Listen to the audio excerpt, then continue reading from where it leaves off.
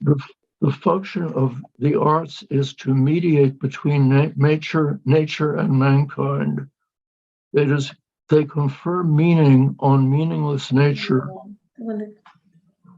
They act like worms in the ground, chewing up the earth, that is nature, in order to transform it into fertile soil.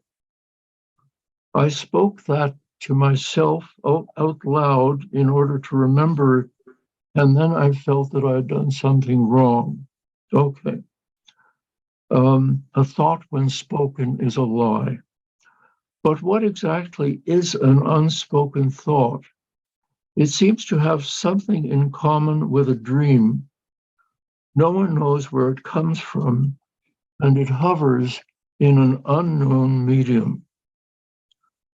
Now I'm going to say it. The words of Ida Maus's book are more dreamt than spoken.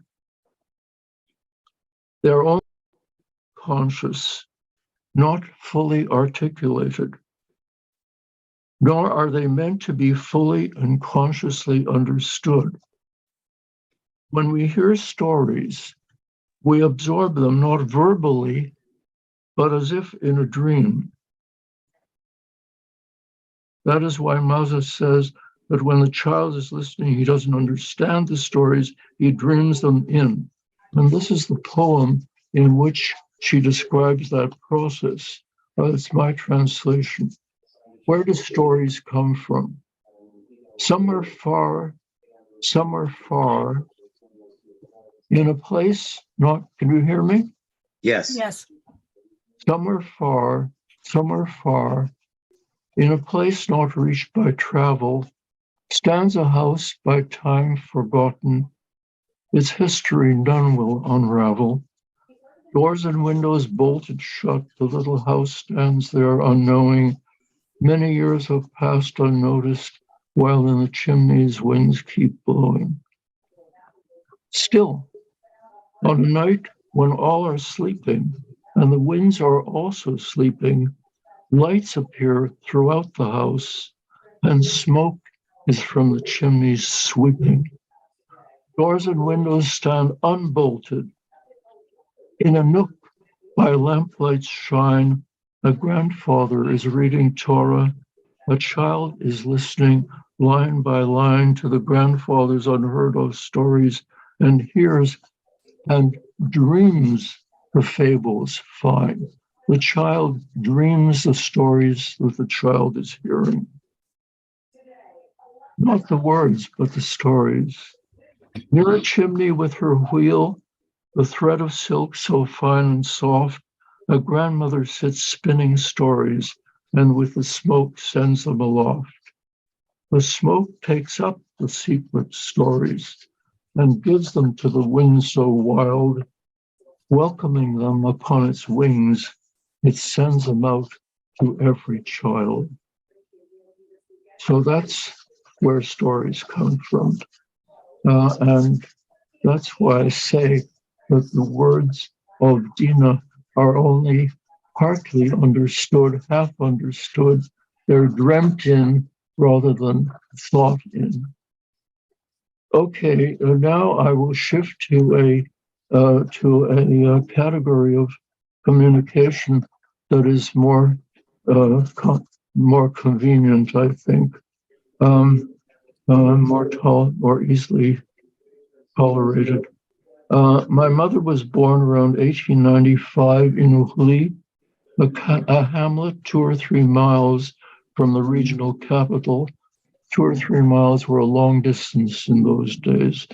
The regional capital is Kapulya in Yiddish, Kapel in Belarusian. It's 60 miles south of Minsk. This was Mendele Mocher's Forum's hometown, and the local library possesses, as I discovered to my astonishment, a full set of Mendele's works in Yiddish. Virtually nothing remains of the village, though, that my mother describes the Nazis sought about. On emigrating under, of course, strenuous circumstances, I had to spend 1 year in New York before moving permanently to Montreal, where her sister Malka had settled. To the best of my knowledge, her formal education was confined to 1 year in a public school in New York. This pattern was typical of our entire acquaintanceship. The Bohemian intelligentsia to which my parents belonged were largely innocent of formal schooling. College was entirely unheard of among these highly cultivated people. There were limitations, of course. All of them knew their Verlaine, not to mention their Flaubert and their Maupassant, but few of them had tackled the more difficult Mallarmé. Though they were primarily Yiddish speakers, they read widely in many languages. My mother acknowledged influences in her work from many disparate sources, not only from English poetry, she also spoke French and Russian, and she knew liturgical Hebrew. My father was a traveling salesman, bringing Montreal sophistication to the Jewish hinterland in Ontario.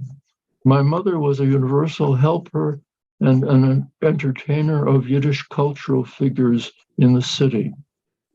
Our world was dominated linguistically by Yiddish. I spoke no other language before the age of 5. An older brother of mine, Bernard, died at the age of 10 and left my mother broken. But his death also forced her into a lifetime of creative writing. She was known only as a poet in those days, mainly of elegiac verses until recently, but she wrote the novel Dina during a year that she was ill in bed around 1937. The book provides an almost photographic record of her childhood in Belarus, a stage in her experience that she never left behind.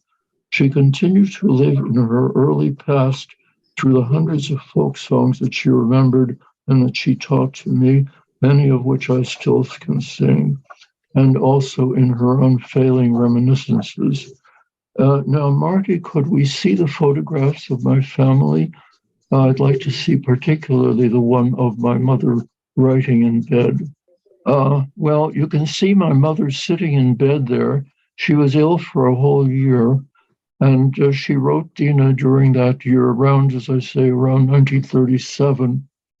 And that was our double parlor, so to speak, which also tripled as a bedroom.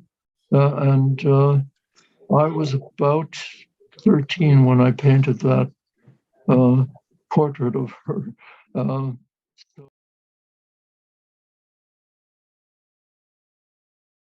So anyway, it's something to help us remember. The other photographs, that's my father.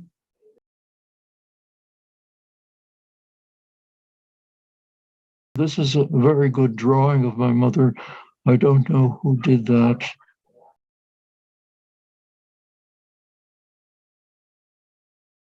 This is a bust of her. It's a bronze. It was done by the sculptor Bezalel Malchi. There is one copy of it in the Jewish Public Library in Montreal, and the original plaster is with a granddaughter of my mother's, who is unfortunately now in the last stages of cancer. But this bronze I own.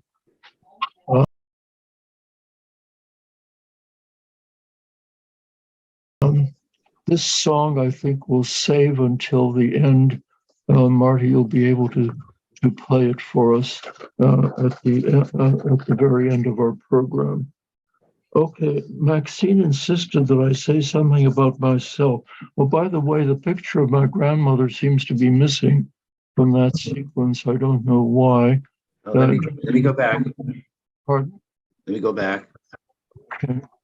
Oh, you were able to enlarge it.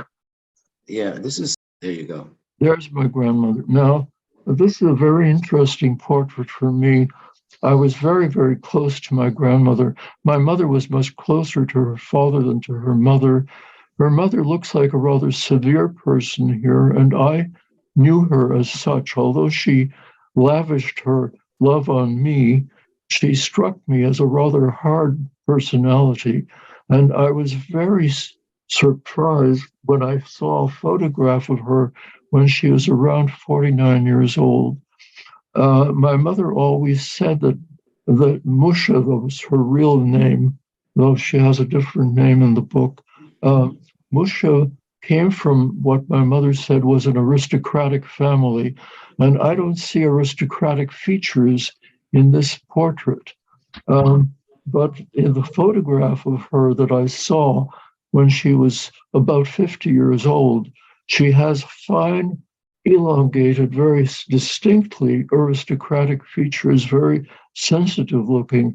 I never knew her when she was that way, and I found it very strange and disturbing to see that she had so different when she was younger than she did when she was as old as she was in this portrait, which was done by Rita Briansky, an artist in Montreal. Okay, we can go back to the text now if you like, Marty. Maxine insisted that I say something about myself. Besides the ordinary academic that meets the eye, I can say that I am an incurable romantic.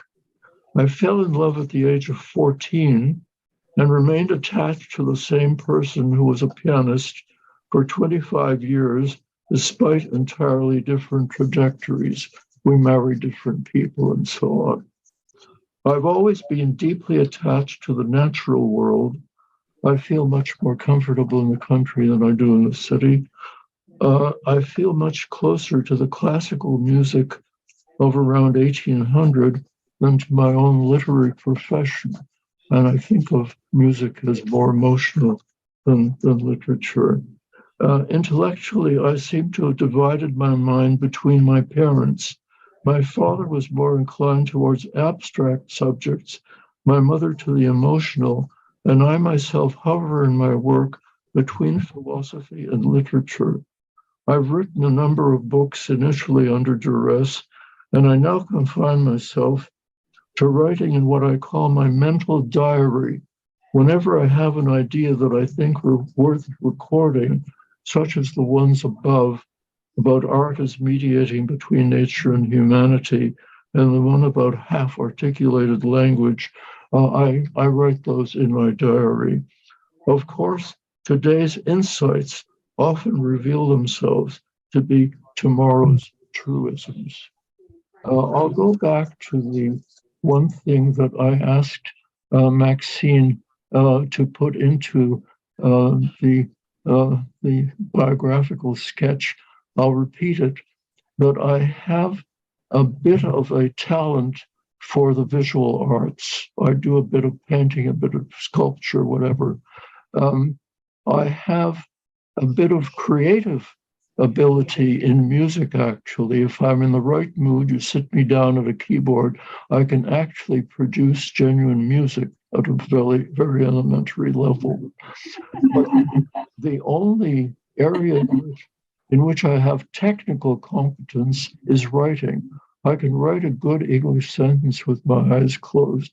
Unfortunately, there is no overlap among those three areas of competence. If there were, I'd be a much more distinguished person than I actually am. So that's the end of my Geschichte, and you can go on from there as you will. QED.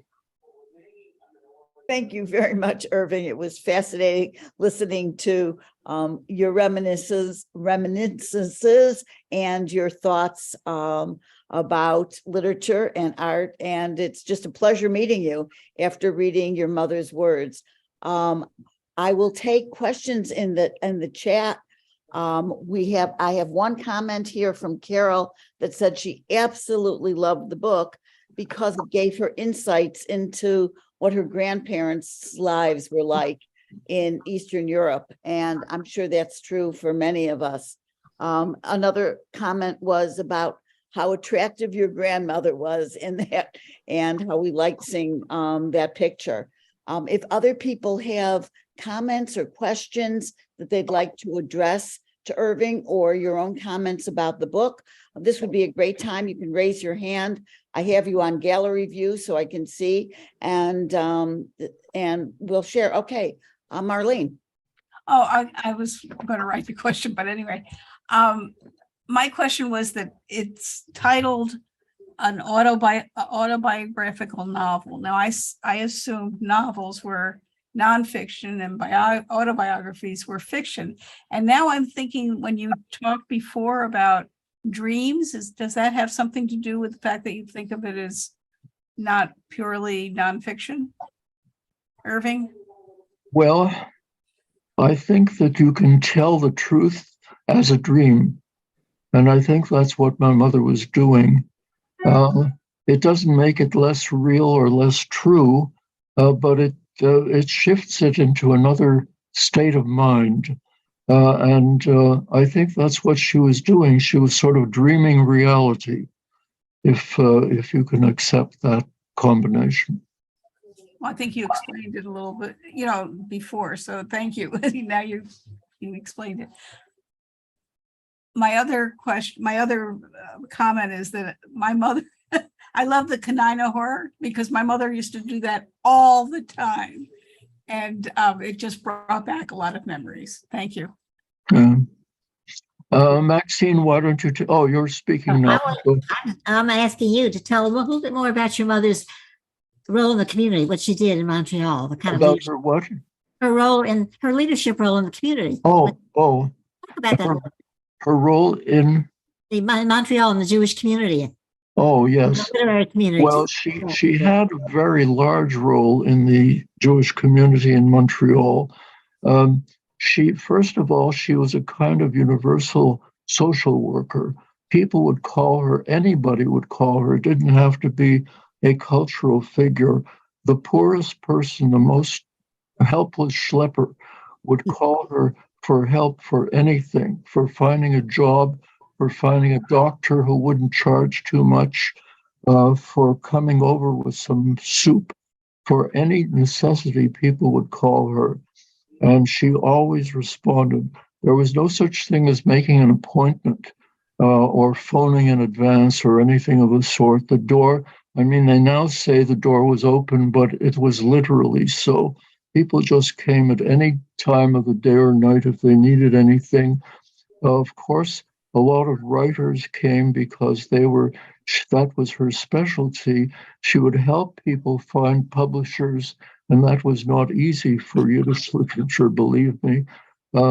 She would give people help in any possible form that she could create. Finding jobs was a big part of it. And also a very large part of her life was helping immigrants get visas. People from abroad get visas. She had an enormous correspondence throughout the world, South America, Europe, anywhere where there was anybody who could write a Yiddish word. They knew the address to write to if they needed help. And a very large part of her function was the import of immigrants, Jewish immigrants who are running away from terror elsewhere in the world. She maintained this tremendous personal cultural life, reading enormously and writing, sending me to the library all the time for books. And at the same time, this very plain sort of grassroots, ground level activity as a helper for everybody at every level. She also had some very sophisticated friends. Harold Files, who was the Greenshields professor of English at McGill University, was a friend of hers. Watson Kirkconnell, who was a very well-known English translator who translated from many languages, was a friend of hers. So she was a kind of universal character in many categories and at many levels. Does that answer your question, Maxine? Yes, that's an aspect of her that I think is interesting because it's What I would just like to say, one of the things when I was reading the book that I really loved was these little vignettes about different people that she remembered and their situations. And it reminds me very much of what my husband is now translating Yisker books from people who are writing about their towns in Europe before the Holocaust and what they remember. And they're talking about different people, characters in the town that meant something to them. And as I was reading this, I was kind of relating to that idea as well. And also the way the names that were given to people. It wasn't just their name, it was their name and some characteristic about how they looked, which is something that my relatives, and I'm first generation, they all did. If somebody had a rash, it was, oh, Barbie with the rash. There was always, and as I read this, I just laughed because it reminded me of my relatives with a name, not just a name, but a characteristic that goes with that name. So, of course. yeah. How very true. Maxine, weren't you going to say something more general about the work, about the book? yeah, I was going to raise some questions to get people discussing, but they're already discussing. So why don't you go ahead and go and let people ask questions they'd like to ask or make comments? Because that's where I was going with this anyhow. So yeah. Yeah. Ellen, go ahead. Didn't read the book, but I wanted to hear what you had to say about it. But I do have something to offer that I would like to send to the email list. I have a cousin. Oh my gosh, her name is not coming to me right away, but I've never met her. She lives in California. She has done an extensive website, genealogy website that includes photographs of locations, people standing in front of their houses, and it's cross-referenced within the website, so you can roam around and see how everyone's connected and where they lived. I know it's done on a larger scale at like genie.com or Jewish Gen or one of those websites. Would you like me to send it? Please do, by all means. Yeah. Okay. Marta, can you receive that? Yes. Yeah, you can also send it to me and I'll send it to the book list. Okay, Phyllis. Okay. That'll be an easy way to do it. And I'll include Irving so that you can get it in as well. Okay. Thank you.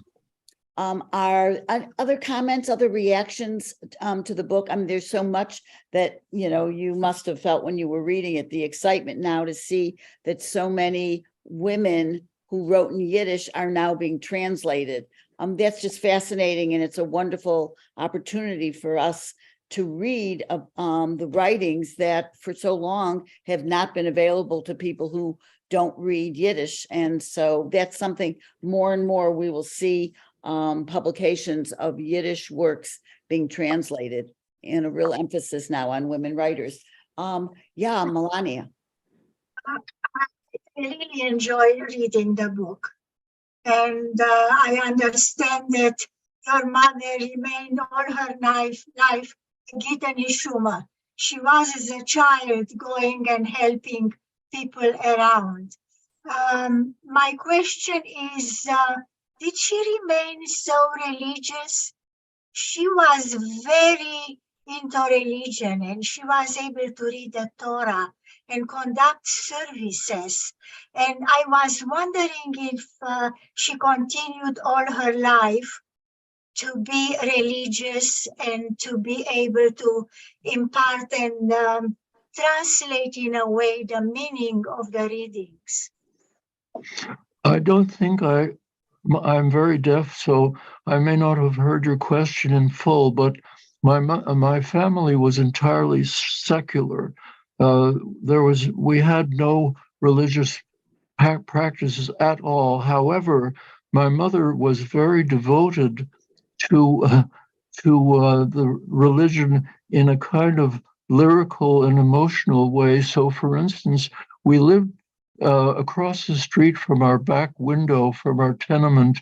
There was a shul on Saint Urban Street, and of course there were services there all the time. And whenever she heard the Kaddish being recited, we could hear it from across the street in the shul. She would join in. So yes, she followed the services.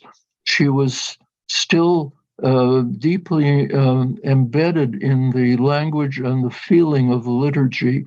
And also, something that she would mention repeatedly was that my grandfather recited these psalms every day of his life and wept when he sang them. So the religious element was a kind of emotional and spiritual accompaniment to her life, even though she didn't practice the religion in a formal way. Does that answer your question? Yes, thank you. And I have another trivial question. As a child, your mother had a very special relationship with pets, with her cat and with her dog. And I was wondering if she continued to have dogs and cats, if you grew up with dogs and cats. I know it's trivial, but it moved me to see how attached she was to her cat and her dog. We lived in very poor conditions and we did not have animals. She may at some point have had a cat, but I don't even remember. But animals did not play a large role in our lives. I will tell you something, though, that might interest you. Have you heard of the story, The Apprenticeship of Duddy Kravitz? Are you familiar with that? Well, there's a scene there where Duddy is standing in the kitchen of his apartment and he starts barking like a dog. Now, why is he barking like a dog? And he barks like a dog and then he opens a door. The reason he is barking like a dog is something that I know because I also tried to make noise of that kind. It was in order to scare the rats away before you opened the door. So that gives you an idea of the conditions under which we were living. We were not keeping animals, no. Not even a pet rat. Pardon? Never mind. What did you say, Maxine? I said, not even a pet rat. No. No. Thank you very much, Irv. Thank you. The other thing I was interested in getting people's reaction to that relates to what you were saying, Irving, was the language. I think when you read that book, it's like who is talking to me? I think I'm not. Where? Am I unmuted? Maxine. Talking? Maxine is talking. talking. Maxine is talking. I'm talking about the language in the book. Your mother was a poet. Right. I think the parts of the book were very poetic. Right. Near the beginning, there's a long passage about the young people gathering to sing songs at night together. Right. I thought that was poetry. It was beautiful. And did you feel that there was some poetry in the way she wrote? Well, I have a very strange relationship with that book. I read it initially in the original, and I didn't like it. Why?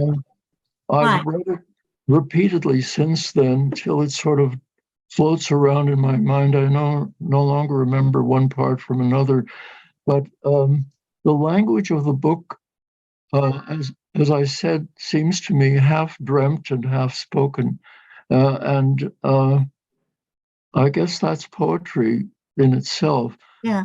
The line that I like best in the whole book is near the end, where Dina is leaving the house and she strokes the door and the door handle as if they were the forehead of a sick child. I thought that was just the most moving line in the entire book. Feeling the warmth of the house, the dying house, so to speak. Interesting.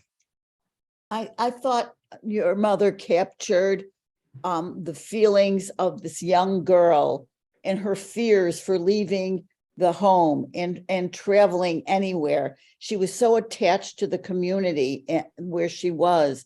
And I thought that when you consider that she wrote it so many years later, it wasn't based on the diary that she had. It was all the remembrances of how she felt. And I thought it was very moving to be able to capture the feelings of a young child, even as an adult, what she thought, what she feared, the people that she met. And I thought that was really very moving in how she did that. Yes. A close friend of mine who immigrated from England at the age of 13 found that the most moving part of the book was the very end, the description of the child's confusion and the feeling of disorder at the transition, during the transition from Europe to America. Over here. Arlene. Yes, the thing that I thought when you were talking about the fact that she wrote very often in a dream state, my feeling was that that was an escape for her. She was always under stress and things were always happening and she had no control over a lot of it. So I felt that this way she could just get things in her mind that would help her or just let her be an escape person. The thing for me also in the book was near the end as well. Her descriptions throughout were really great, but it's when she went on the train. Oh, yes. That just absolutely fascinated me because I love trains. I've been on a lot of trains. The worst I was ever on was going from Zurich to Prague, where there were no seats. We had to stand in the aisles and sit on our suitcases, but it was nothing like this one. And it was just like when she starts out, she's like a blind person. Again, I think she was able to try to escape. She didn't want to be there. She couldn't handle it. So that way she would just not be part of it. But it was felt where she was stepping on a floor with her feet in a half gray train car, air that's smoking. A bench that she sat on was dusty and filthy. And then on top of it, she looked down and she saw the spit on the floor. I mean, and the smoke and the foul air just got to her. So as a result, her whole body got chilled. She just couldn't handle it all. And then her whole description of the train taking off, very slow and then rapidly. But what it must have been to a young child who had never seen anything moving at that kind of speed and anything as large. So I thought that was terrific. And also adding the addendum, all the extra things about her that I had no idea of, her living in Montreal and the things that she had done there. I think that was that what you, Irving, was that because of you that was added?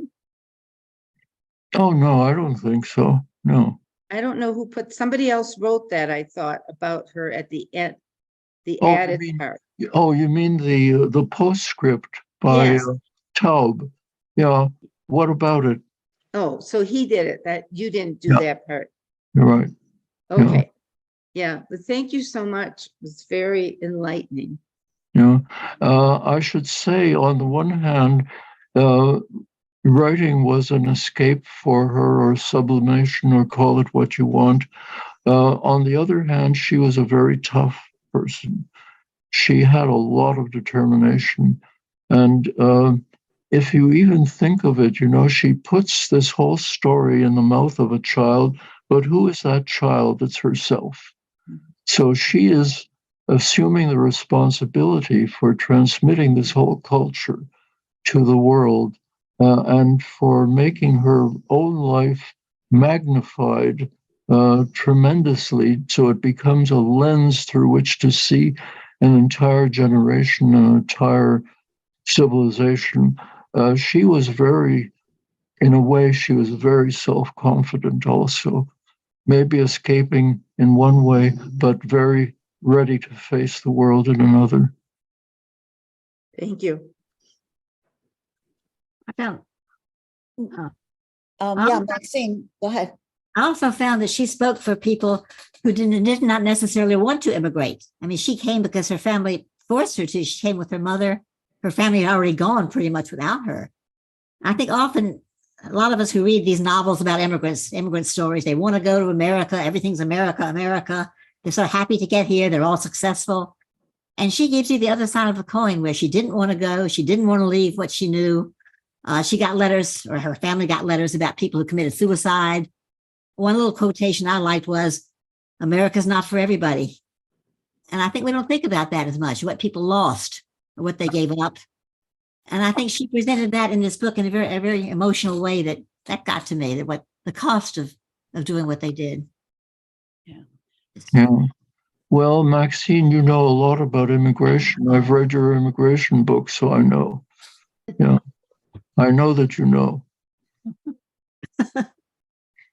Also, I think that so often we hear tales that when our ancestors came from Europe, America was such an incredible place for them because it was better than what they had in Europe. And you don't hear a lot of the details of how difficult it was, because a lot of times that information isn't shared. And I thought she did a wonderful job also of bringing out those difficulties, that it wasn't all, with the streets paved in gold. But as first generation, I didn't hear of the difficulties from my parents. I only heard of the positive things and how much better it was in this country than they had for the pogroms when they were in Europe. But when you see how they struggled, and she talks about those struggles in a real, I think, in an honest way, you just get more insights. And I think that it's, wonderful that this has been translated and that we get to learn more. Yeah. And you've done a great job of explaining and expressing just how much your mother was able to educate herself, which is another characteristic of so many of the immigrants. They didn't have formal education. They learned because they wanted to learn. And I think that that's also fascinating. Oh, go ahead, Marlene. I just wanted to ask Marty Irving, you wanted a video? Yes, there's a song. Marty, would you like to play Yeah, it? it's going to take me a minute to get it set up because I couldn't do it before we started the meeting. So bear with me. It's going to take about 30 seconds. Okay. Okay. Your screen. Okay, I have to find it. Grandmother? Find this. Okay, I also have to do something called optimize it for video. Find out where that is. Where is that? More. Optimize for video clip. Okay. Let me know if this doesn't come out, okay?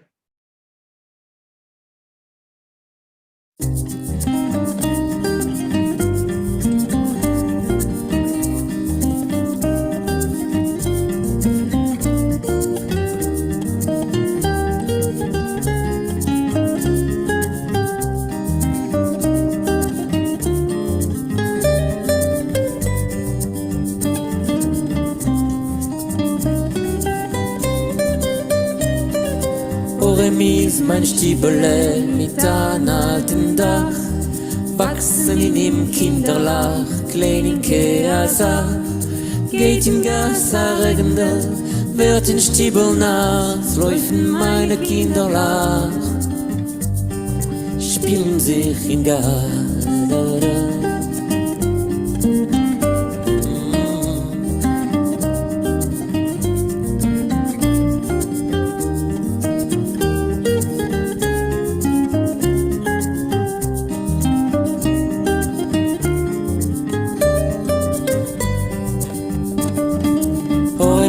Mein Stiebele mit an alten Dach, wachsen in ihm Kinderlach, kleininke Asa, geht in Gas a Regender, geht See an Kegen, wachsen meine Kinderlach, wie Blingelach im Regen.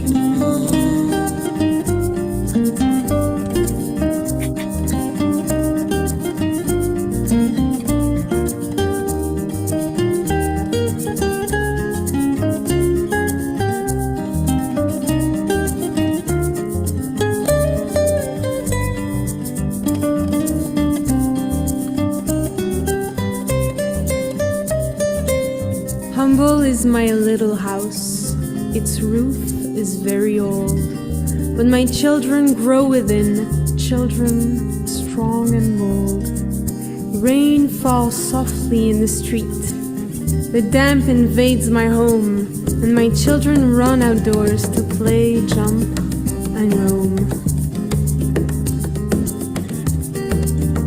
A little rain falls in the street. It comes to entertain, and I see my children grow like flowers in the rain. Da da da, bum ba da da da da da da da. Da da da, ba da da da da da da da. Ba da da, ma da da da. Da da da da da da da da, bum ba da da. Die bloemen laag in regen.